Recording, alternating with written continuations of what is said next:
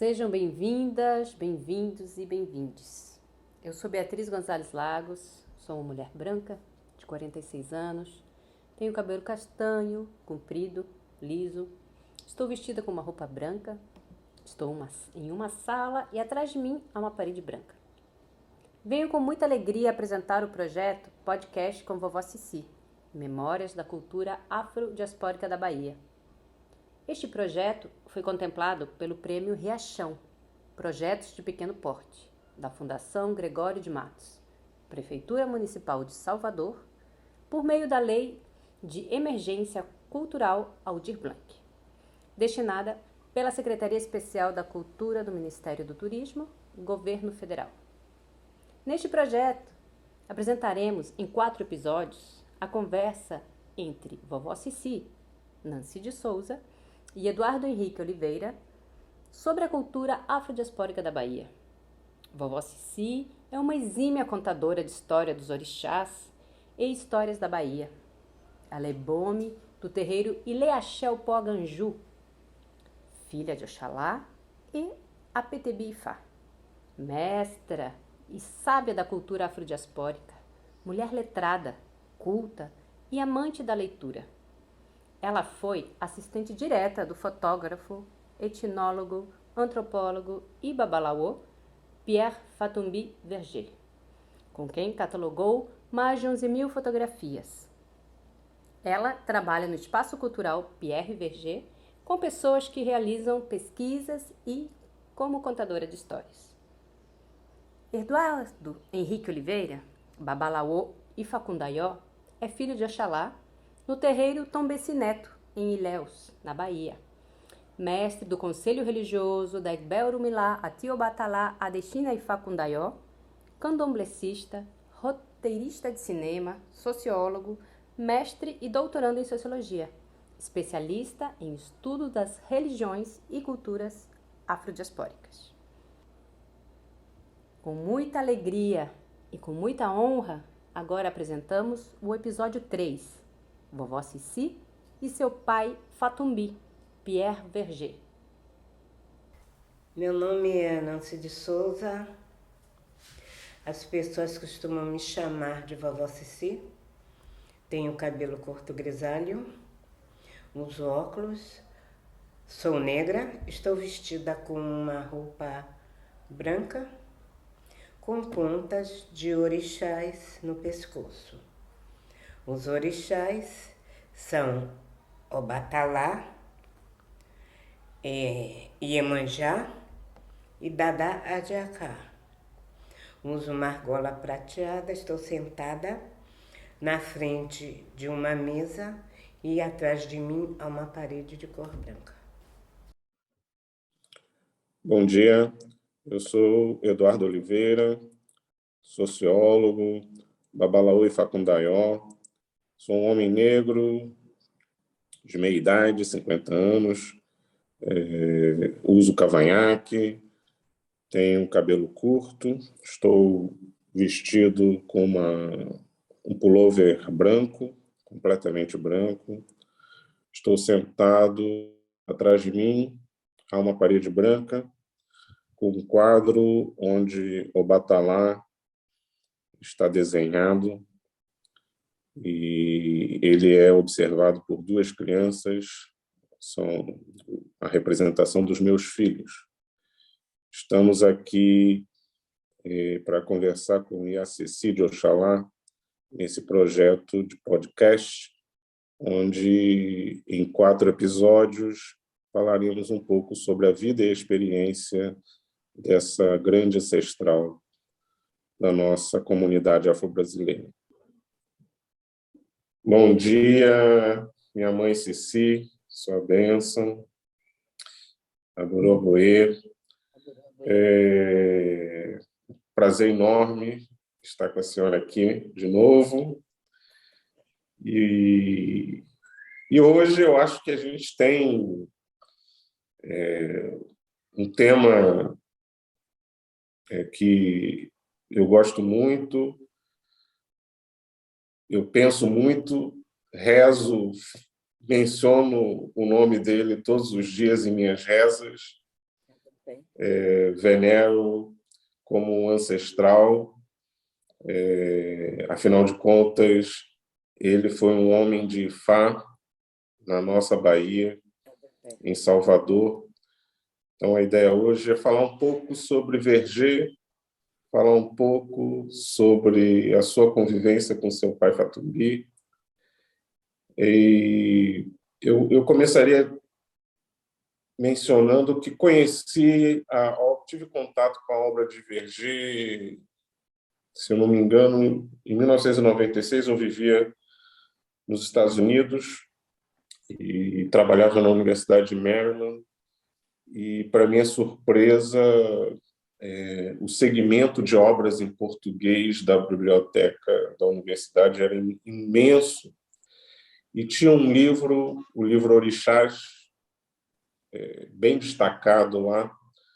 E aquilo que me fisgou primeiro nesse livro de Verger foi a fotografia, a qualidade e a profundidade do olhar do fotógrafo Verger.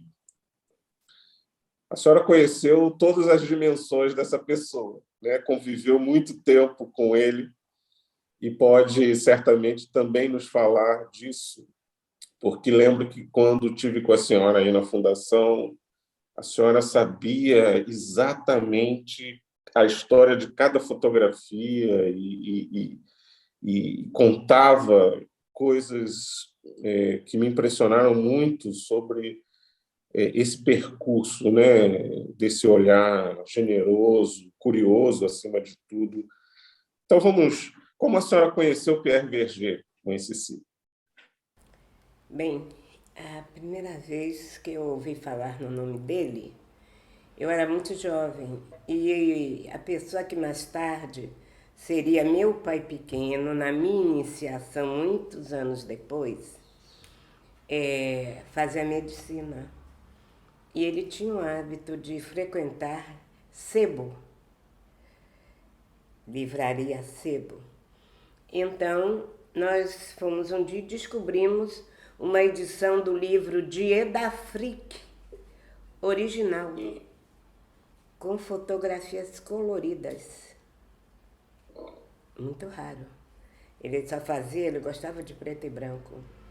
Então, o livro devia ter passado por mãos de outras pessoas e, quando abrimos, ele quase desmontou. Mas então começamos a observar, um lado em francês, outro lado em português. E o que aconteceu? Aí começamos a ter a nossa atenção, a curiosidade dele. Mas isso foi nos anos 65, 70? Porque primeiro eu conheço a obra dele, não ele, a obra. E eu ainda não era feita de orixá. Eu ia ver candomblé. Então, antes de eu fazer orixá, eu já conhecia a obra dele, começou a me chamar a atenção. As comparações. E eu ia aos candomblés. Então foi quando eu comecei também a ler as obras de Jorge Amado, que fala de Ojobá. Sim. É impressionante. Depois da própria boca de Fatumbi, muitos anos depois, ele vai me contar o segredo do encontro, como foi que ele se tornou Jeová e como isso aconteceu.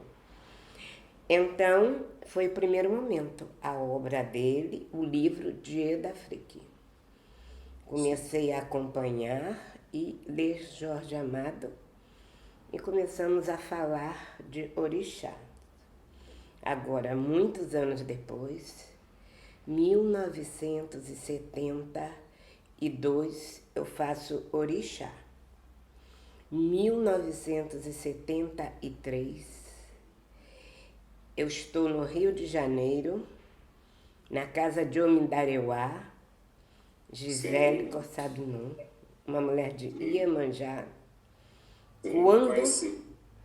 Quando eu e Iaú com o cabelo do tamanho do que está agora, eu estou numa árvore, subo numa árvore e eu estava com fome. Comecei a catar caqui. Tinha um enorme pé de caqui. E o caquizeiro, ele é uma árvore baixa e larga. Então eu subi, fiquei comendo caqui. Nisso, a carroça dela era imensa. Entra uma embaixada, eu tive que ficar como eu estava. A embaixada que eu disse é pessoas de origem, eram iorubás, de origem iorubá. Meu pai Fatumbi, Omindariuá, Obaraim, uma série de pessoas entram e vão para o barracão dela, onde ela recebia as visitas.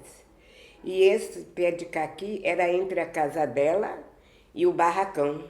Eu fiquei com uma estátua.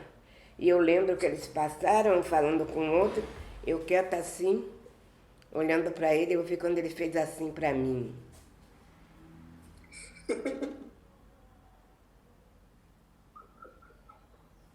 Fiquei morta de vergonha. Morta, eu não morri porque eu não tinha que morrer, tinha que estar aqui agora. Uma vergonha, uma vergonha. Então, o que aconteceu? O pai de santo depois voltou e mandou o seguinte recado: vai todo mundo se arrumar para tomar a benção a babá Fatumbi. Aí foi o momento que nós saímos, nos arrumamos e fizemos uma fila. O mais velho na frente, o mais novinho no fundo. Eu era o mais novinho. Então, foram ajoelhando, tomava a benção, ele olhando, um a um.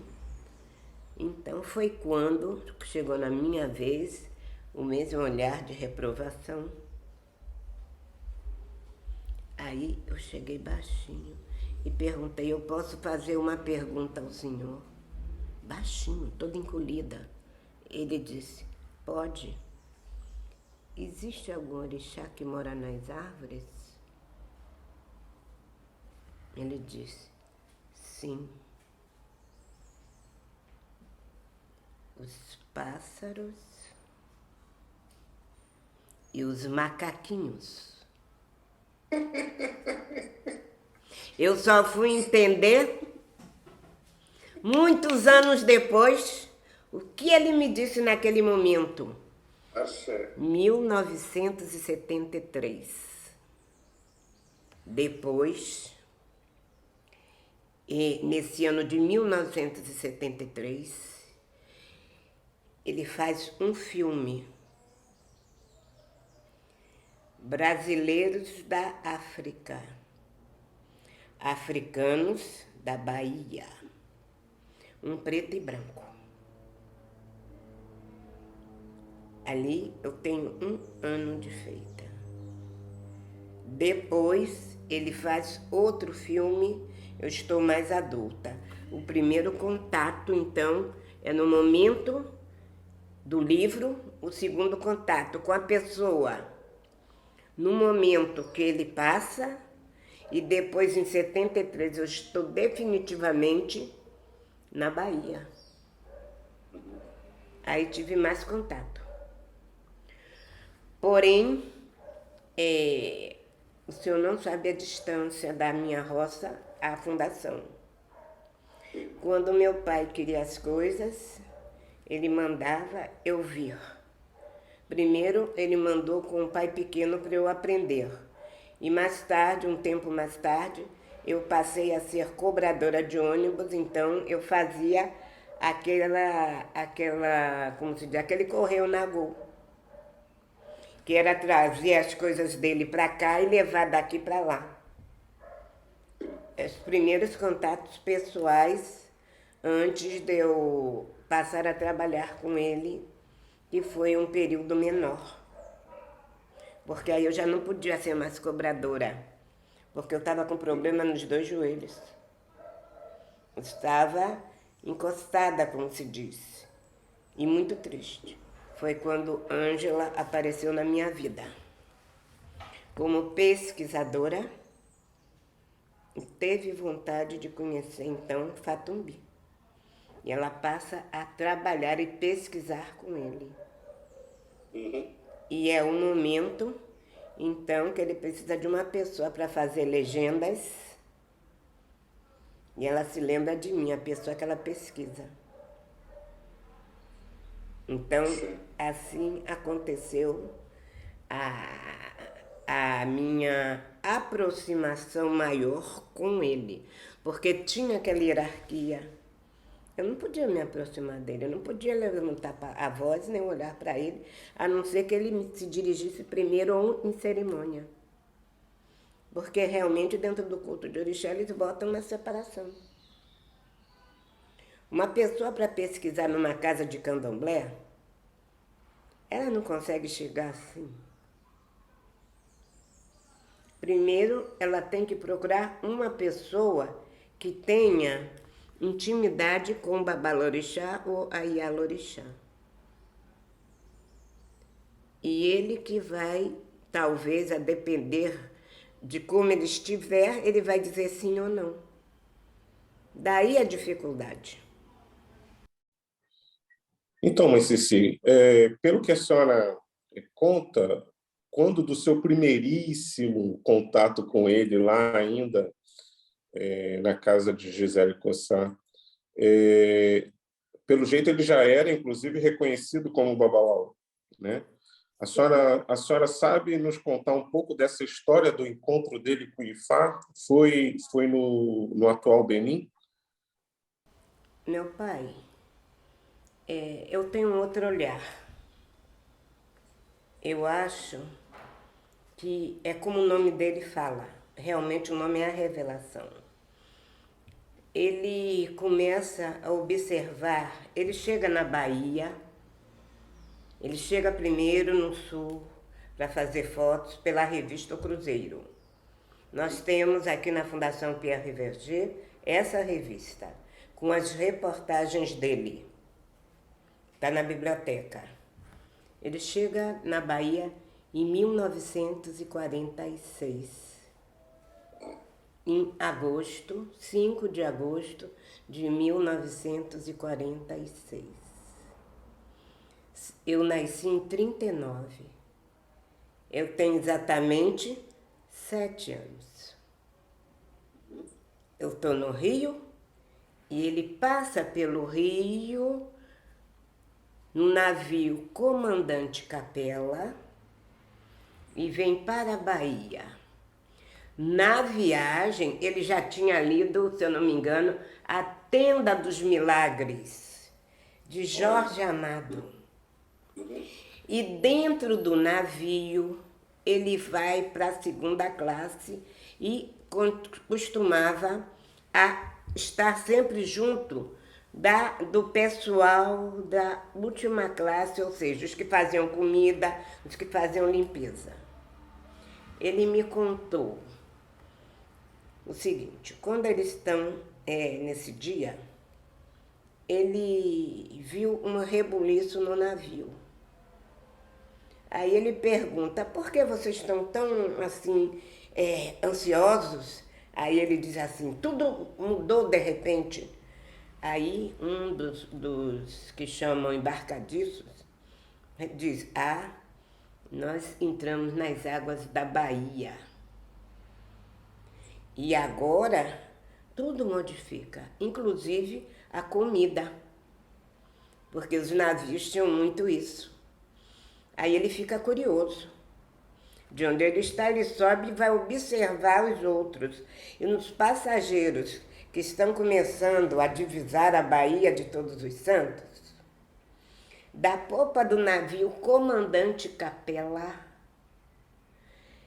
ele conhece 2 professores que tinham ido estudar no Rio.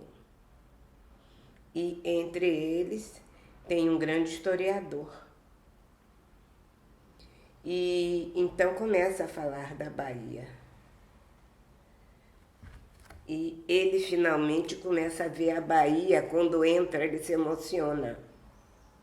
Porque ele começa a lembrar do que ele tinha visto e lido. Só quem pode, quem lembra a emoção dele. A partir daí, dizem, aí já é uma história, que ele foi levado ao Ilê Axé Opoafonjá. E existe uma tradição, no Ilê Axé Opoafonjá, dia de quarta-feira, se faz um amalá para Xangô. Sim.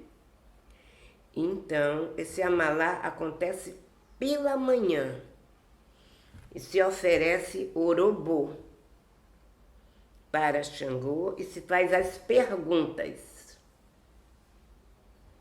Então, de manhã cedo, quando Mãe Senhora, que era a Ialorixá da época, vai conversar com Xangô, através do orobô, sobre o que Xangô tinha para dizer, que recado tinha para mandar, que laço de recado.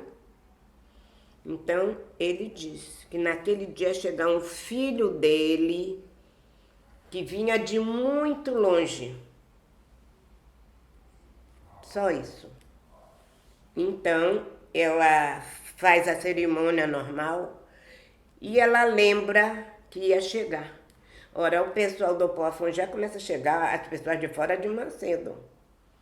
Então, ela foi e se arrumou toda, que ela era muito vaidosa, e se sentou numa cadeira que tem na varanda da casa de Xangô. E ela ficou ouvindo as pessoas que chegavam, e o tempo foi passando, ela não via ninguém similar ao que Xangô tinha falado. Poderia ser já quase 11 horas da manhã, quando ela disse, eu vou me levantar daqui. E quando ela se levanta, que ela olha para a entrada, ela vê duas pessoas conhecidas e uma estranha. Diz que as duas pessoas conhecidas é meu pai Caribé e meu pai Jorge Amado. E ela então vai rápido na casa de Xangô, pega o orobô e pergunta se a pessoa estranha era que Xangô falou, Xangô dela fia. Então ele chega. Então eles começam a falar. Aí é uma conversa para uma tarde. Ele falando, contando. Então o primeiro momento dele é dentro do Ilê Axé Opoafonjá. E ele toma uma grande amizade à Mãe Senhora. O primeiro momento que dá para Fatumbi é o olho. Sim, o olho do rei. que vai ser traduzido na máquina fotográfica. O primeiro caminho que Fá vai fazer ele encontrar Ifá vai ser através do olho e da máquina fotográfica, aonde ele vai começar a registrar o que ele não sabe, mas que Ifá sabe. E a cabeça vai levar ele aonde Ifá quer que ele ande. Ele não sabe, mas a cabeça o Ori sabe. Ifá sabe. Hoje eu aprendi isso. A partir do momento que eu entro para o culto, eu vou compreender. É um tipo de compreensão diferente do culto de Orixá. Sim. Olha o que Ifá faz. Leva um livro dos muitos que ele tinha lido, leva ele um caminho dos muitos que ele passou antes, porque ele começa a fotografar muito cedo. E principalmente ele sai pelo mundo a partir do momento que ele perde os pais. Então o senhor vê todo o enredo do Ori, primeiro orixá, que nasce de Ori Ifá diz que Orim já escolheu o caminho do corpo que ele vai habitar. Por isso, não importa a cor. Isso é só uma coisa dessa vida. Que Ifá é muito antes da vida. Ifá, Olodumare, o orixá, é antes do ser humano. Então, através dessa história, a gente começa a entender que é difícil para as pessoas do culto de orixá. Não sabe o tamanho. Todas as religiões merecem respeito. Mas o tamanho é muito maior do que as pessoas do culto de orixá entendem. Que ela só vai entender se ela conhecer um pinguinho do culto de orixá, de Ifá. Porque orixá é muito diferente. Muito, muito, muito, muito. Faz parte da minha cultura, do povo iorubá, o culto. São muitos egbés, muitas sociedades. E a sociedade do culto a Ifá é uma delas, que não sobrevive aqui. Agora sim que a gente conversou. O senhor veja, então, todo o enredo de Pierre Verger.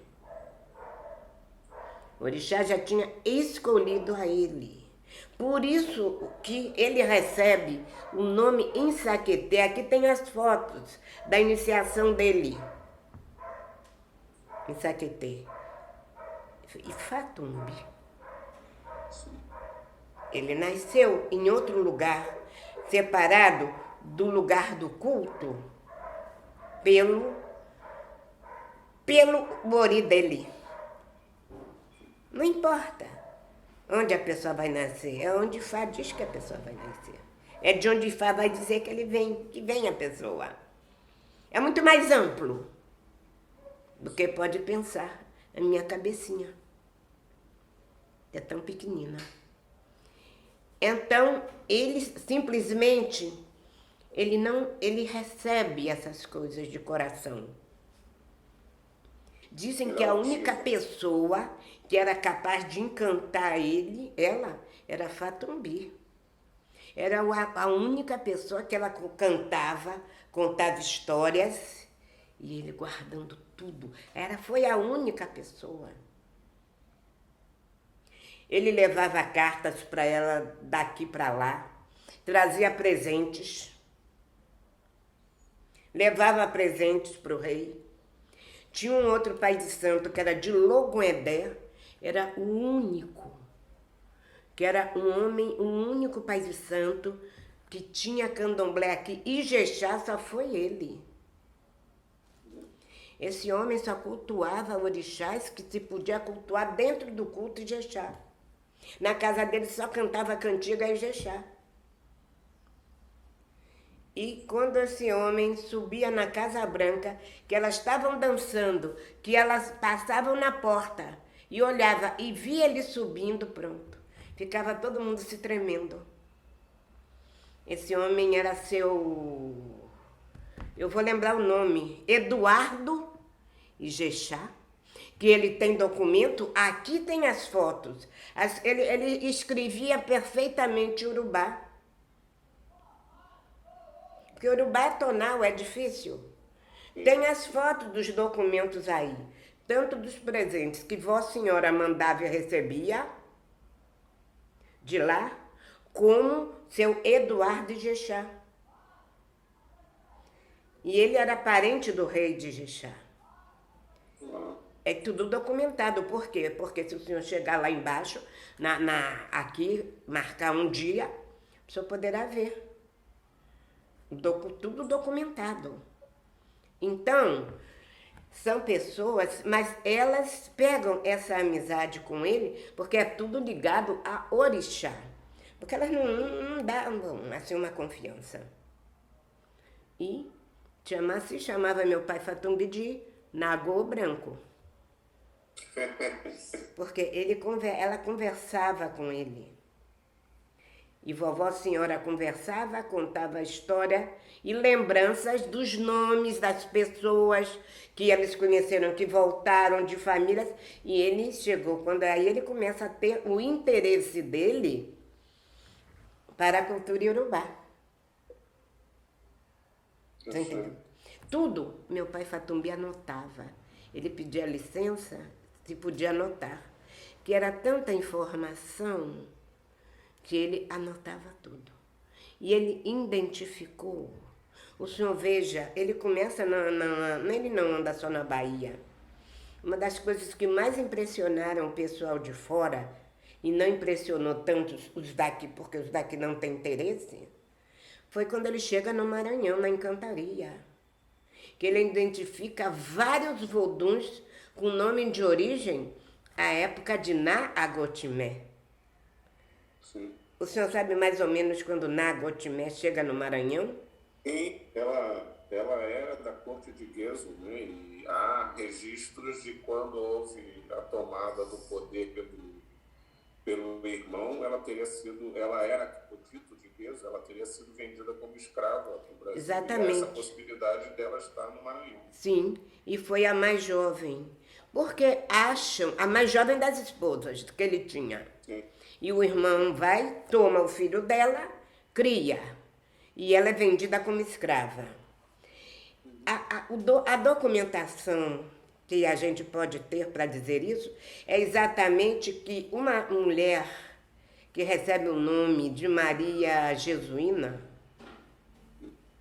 Maria, porque quem está ali, os padres que batizam essa mulher, Maria tem a ver com Nossa Senhora, Jesuína tem a ver com Jesus. Bota o nome dela. E o senhor sabe que o negro, a essa época, tem que esquecer as origens, mas claro que não esquece, se guarda. Não estaria aqui agora. Então, o que acontece? Mas ela traz na memória o nome e os voduns que não saem do Maranhão. Lá eles ficam, os encantados, porque vodum é o culto aos reis e príncipes das famílias reais, é diferente de orixá. E o que acontece no Maranhão? Eles guardam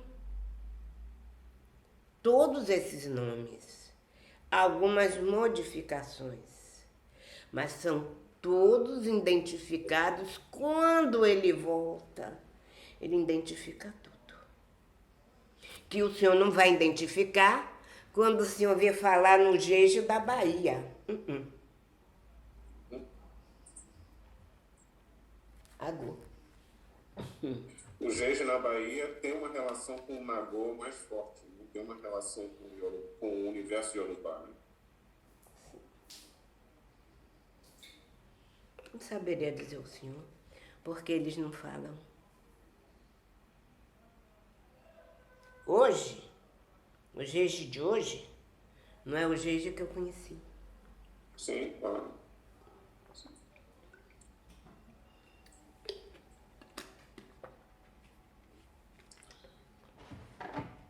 Mas quando a senhora entende que houve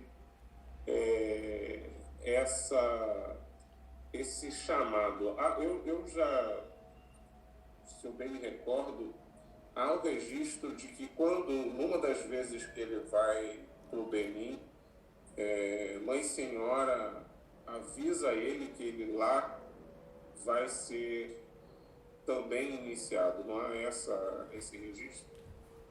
Bem, pode ter o registro. Agora, o que eu posso dizer ao senhor é que são muitas coisas. Por exemplo, isso você ouviu falar, ele recebe uma conta. Recebe, pega uma conta e bota no pescoço dele. A conta não é essa, é similar. Depois eu falo ao senhor sobre essa. Sim. Ele recebe uma conta com uma vermelha e uma branca. Uma vermelha e uma branca, uma vermelha e uma branca. E bota no pescoço dele. É a primeira... Como é que eu vou dizer? É o primeiro registro que se tem que ele recebe de orixá. Que eu saiba, é essa. E ele aprende, vovó senhora ensina a ele várias saudações.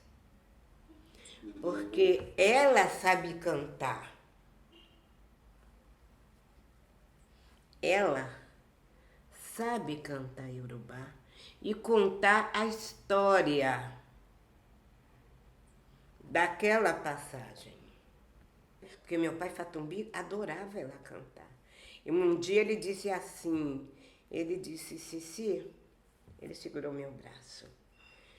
Se eu fecho os olhos assim e faço assim, e ouço seu pai de santo cantar, eu vejo sua avó senhora cantando. Porque é claro que o senhor vê cantar hoje não é o que cantava naquele tempo. Tem palavras esquecidas e tem outra entonação. E ela sabia muito bem. Eu estou falando de minha avó senhora, porque tinha uma outra que também sabia cantar muito e contar, mãe menininha. Se o senhor vê as gravações de mãe menininha contando os números, o senhor ouve ela falando o nome das frutas e dos legumes em Urubá, o senhor tem a forma que falavam. Ela fala com ele as saudações todas e dá conta. Isso foi o que ele chamava passaporte. Então, quando ele chega lá, o olho do rei, que é o novo nome dele, vai mostrar para que veio. Quando pegam ele, começam a mostrar situações. O senhor sabe que são as situações?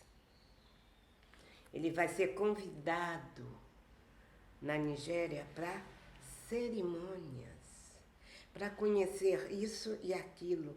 O olho do rei vai dar caminho, vai mostrar o olho do rei, por onde ele vai seguir, o que ele vai conhecer. O olho do rei vai mostrar as pessoas que vão chegar do lado dele e vai apresentar. Você entendeu? Ele disse, eu nada perguntei, mas tudo para mim foi mostrado. O olho do rei. O Jobá, o olho do rei. Mostrar por que Ifá deu aquele nome a ele. Nenhum nome que orixá ou Ifá traz, a pessoa tem que saber, tem que fazer jus. Eu tenho no meu axé história triste de meu pai de santo dizer, olhe, cuidado com seu nome. Seu nome quer dizer isso. Tem uma mensagem nesse nome. Aí eu lembro dos 3 caminhos de Ifá, que a gente tem que cumprir.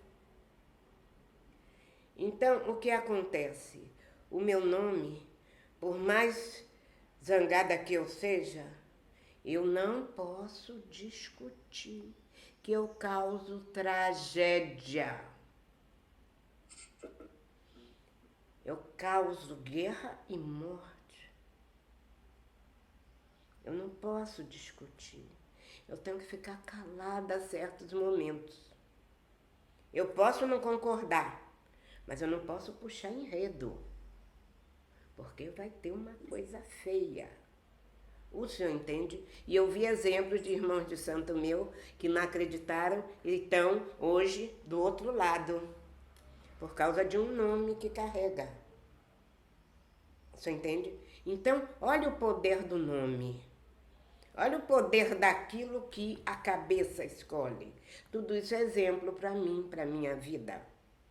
Então, quando eu vejo a história dele, ele diz, ele veio apenas, ele foi levado e foi pelos caminhos da qual ele foi levado, de uma forma ou de outra. De uma forma ou de outra.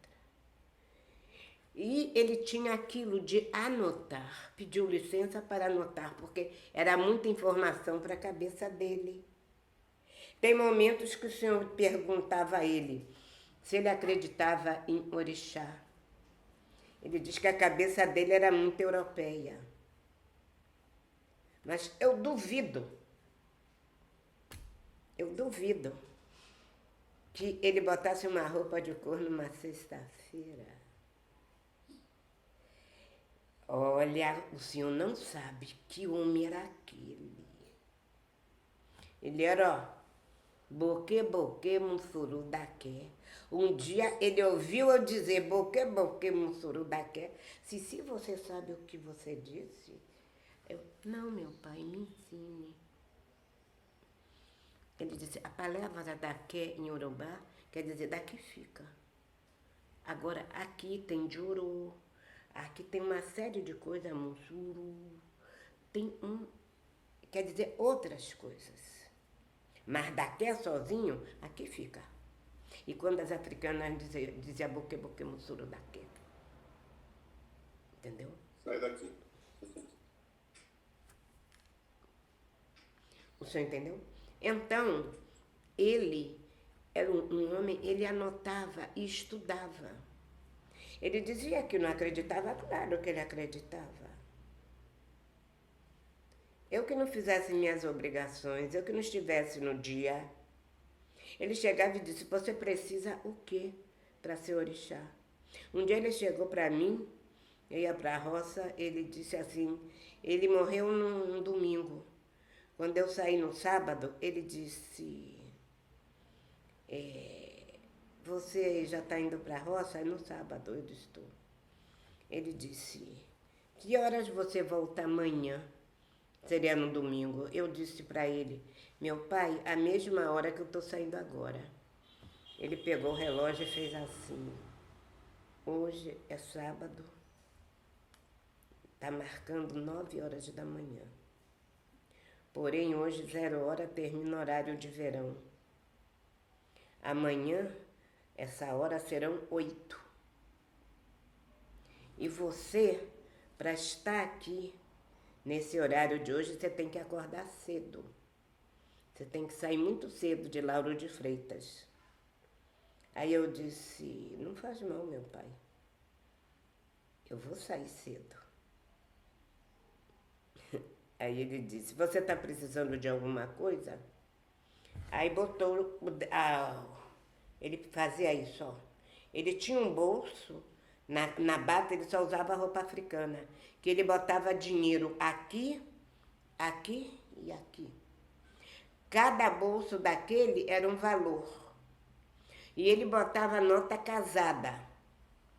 5 com 5, 5 com 5, 2 em 2. Ele não pegava assim, ele pegava com esses 2 dedos.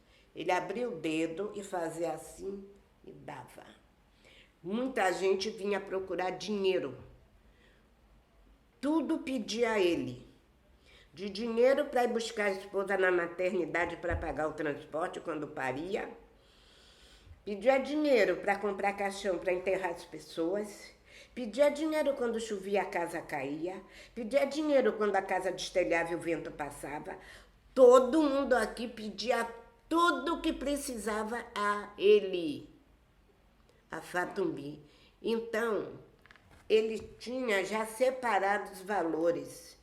Aí ele vira para mim e disse, você precisa de alguma coisa? E botou o dedo assim. Eu disse, preciso. Aí ele disse, quanto? Eu disse, o que eu preciso é que o senhor dure 1000 anos. E eu fique junto do senhor. Aí ele deu uma risada. Mas leve esse para o seu transporte. Não sei quanto foi que ele me deu. Eu disse, não, meu pai, eu só quero que, eu preciso que o senhor dure 1000 anos e eu perto do senhor. Foi a minha despedida. E ele me dizia, Cici, o meu Odu, todas as vezes que o príncipe Ieku chega próximo a mim, o meu Odu encosta a porta. Não fecha, ele encosta. E o príncipe volta. Ele me falou no ouvido. Foi 2 coisas que o meu pai Fatumbi falou e eu não lembro. Foi esse e um livro. Eu estava com um monte de livros. Trabalhando, tinha um livro em francês sobre voodoo do Haiti.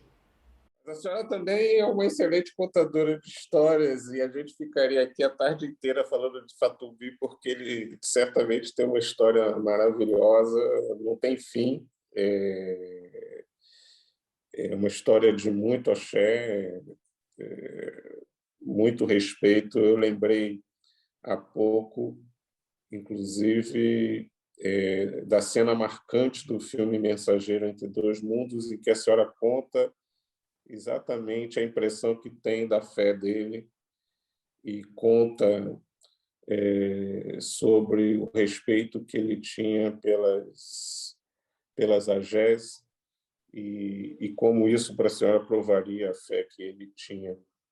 Agradeço muito ouvir tudo isso, me emocionei bastante ouvindo o seu depoimento, o seu relato, a sua bênção.